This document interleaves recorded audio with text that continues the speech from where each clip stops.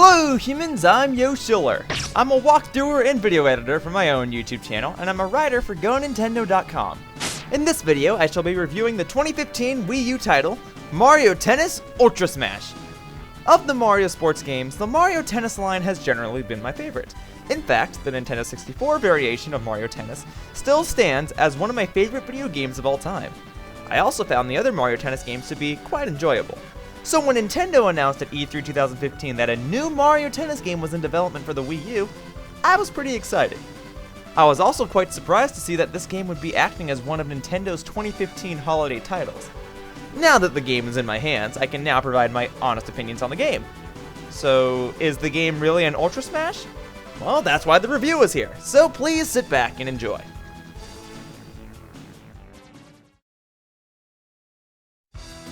So, right off the bat, or right off the tennis racket, I guess, you may notice that the game is structured in a very simple manner. In fact, that's a bit of a recurring element throughout the game. Everything is very simple. On the one hand, I guess that I'm glad that I'm not feeling overwhelmed with options and characters, but on the other hand, the game doesn't offer too much variety in the ways that you can play. Yes, it's a tennis game, and you can definitely play tennis. But when you think of a Mario Tennis game, you probably think of some crazy and wacky ideas to implement Mario concepts into a traditional sports game. For example, the Nintendo 64 game's core gameplay elements just consisted of tennis, but there were additional modes, such as the ring shot and the Piranha Plant challenge, that provided nice twists on simple ideas. Mario Power Tennis featured special moves for each character, and Mario Tennis Open had a clever Super Mario Bros. Style minigame. Well, in this game, the main gimmick is Mega Battles. In these types of battles, large mushrooms are thrown onto the court, and when a character touches one, that character shall grow into a giant. And that's about it. You don't really get to control when these mushrooms are thrown, and the gameplay temporarily pauses every time one is obtained. So, because of that, these mushrooms hinder the gameplay rather than benefit it. Since this is the most major new mechanic to the series, I have to say that it's a bit underwhelming. I don't mind simplicity, but I feel like if this is going to be the mechanic to sell this game, then it's really lacking. Now, in terms of the core gameplay of Mario Tennis Ultra Smash, it functions rather well. It functions very similarly to that of Mario Tennis Open on the Nintendo 3DS, in which different button combinations will perform different types of hits. The game is very smooth, and the game is a bit forgiving if you feel like you're about to miss the ball. The gameplay doesn't feel flawed or incomplete, but again, it's just really basic. And again, I'm not so opposed to simplicity, but maybe this is just too basic. I get that tennis games are just supposed to be tennis, but this is Mario Tennis here, and this is a holiday title that's being sold for no less than $50. Furthermore, every match takes place within the same stadium. Sure, there are different courts, but that's really the only thing that changes, the court itself. To be fair, the different courts certainly change up the gameplay of the game, such as how the ice court really feels like ice, and how the sand court really feels like sand. With that said, I can't help but feel like a few slight details could help make things feel fresh and new. Maybe if there was different lighting, or maybe if there were different graphics on the walls, things wouldn't feel so similar, but having the courts in the same stadium is just so repetitive. And every time a player wins, the same victory animation plays. All of this information applies across all of the modes within the game, so all of the modes use the same courts, the same animations, and the same basic mechanics. It's not all so bad though. Visually, the game is very appealing, and the character animations are very smooth. The soundtrack is Motoi Sakuraba, he always does a great job, and the character selection, while not what I expected, is fairly diverse. Each character does feel different, and the game definitely tries to convey that it's fun. But the constant repetition of scenery and the limited game modes aren't enough to save the pretty visuals. Perhaps the most lacking of the modes is the game's single-player mode, the Knockout Challenge. The Knockout Challenge serves as a pretty lackluster mode. It's as simple as facing against random characters in the game and seeing if you can be the first person to score 7 points. After 15 matches, you'll play against Bowser, and if you win that match, you'll have increased stats for whatever character you used up to that point. I guess it's a neat concept, but it feels significantly unexplored. Former Mario Tennis games had a tournament mode as the game's form of single-player content, and I feel like that was a much better fit than the Knockout Challenge. The additional downside of the Knockout Challenge is that you don't know what court you're going to go to until the match starts, and you could end up facing one character more than once after only a couple of matches. So, once again, it feels very repetitive. After every match within the game, you're awarded coins, and these coins can be spent on getting extra chances in the knockout challenges, but the only other thing you're going to be spending coins on is to unlock stuff within the game. Again, this is a cool concept, but it feels somewhat pointless because it really feels like a pay-to-win scenario here. The game has challenges, which are essentially a player's way of unlocking content by achieving certain requirements.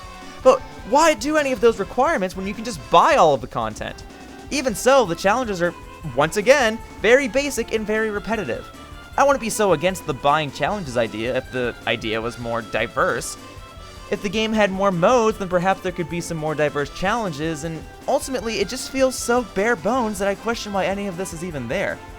But as it stands, I managed to unlock all of the content within the game in just a couple of hours because of this. I guess I'm glad that the challenges aren't extremely hard to where I don't want to play the game anymore, but there's only so much I can do within the game. Though, to be fair, the game does have Amoeba support, and of the available games on the market, this game uses Amiibo pretty well.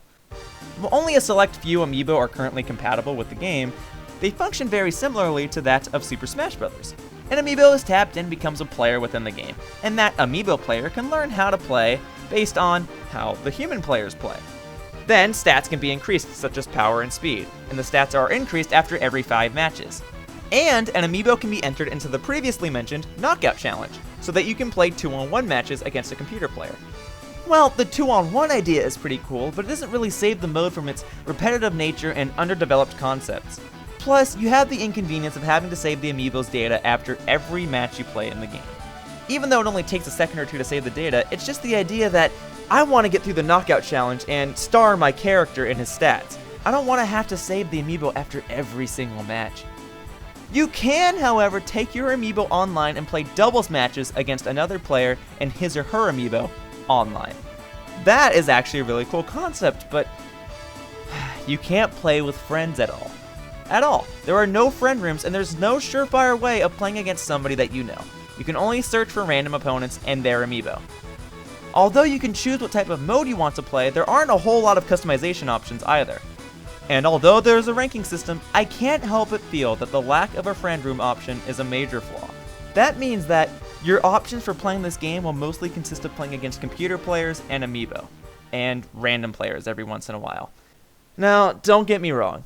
I get it. Making video games is really tough, and Nintendo needed to have something out for the holiday season. But if I told you that one of the most iconic video game companies in the world made this game and sold it as a holiday blockbuster, you'd probably be a bit disappointed. Let me put it to you guys this way. Let's compare Mario Tennis Ultra Smash to a pizza. This game has the cheese, it has the tomato sauce, and it has the dough to be a delicious pizza. Now, I'm personally just a plain cheese guy, so I don't really need anything to make myself happy when it comes to pizza.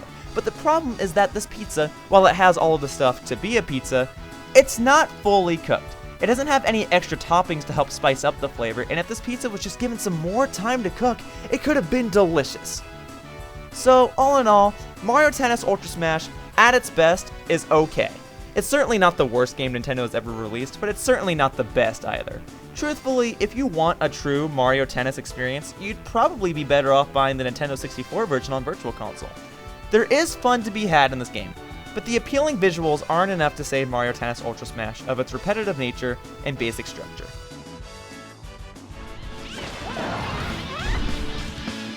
Game, set, and map server.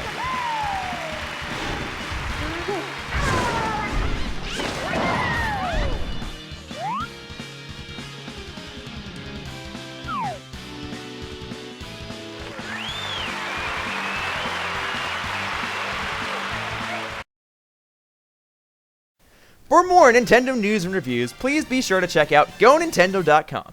Thank you for watching!